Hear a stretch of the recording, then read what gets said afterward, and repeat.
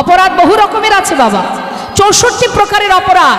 এই 62 প্রকারের অপরাধ ভগবান ক্ষমা করে, দুটো অপরাধ ক্ষমা করে না। ক্ষমা করে না নয়, তিনি করতে পারেন না, তার ক্ষমতা নেই ক্ষমা করা। সেই দুটো অপরাধ, একটা হচ্ছে নাম অপরাধ, আরেকটি হলো বৈষ্ণব অপরাধ, যেটা একমাত্র বৈষ্ণবই পারবে ক্ষমা করতে, ভগবানও পারবেন না। কেমন? আজ দেখুন এই লীলা কথা কেন শুনতে হয়, কেন আজ গ্রামে মোড়ে অলিতে গলিতে কীর্তন হচ্ছে, কেন? জীবনের সব থেকে শ্রেষ্ঠ দান হচ্ছে হরিনামামৃত সুধা দান। এই অমৃত সুধা দান করলে জীবের মঙ্গল, সমাজের মঙ্গল হয়।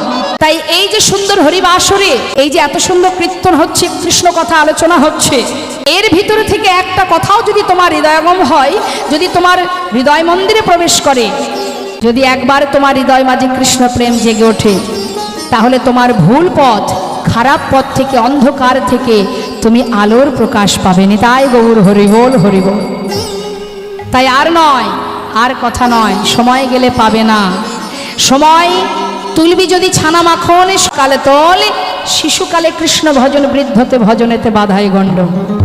সময় থাকতে আমরা ভগবানকে ডাকি না, সময় গেলে তখন হে ভগবান রক্ষা কর। কে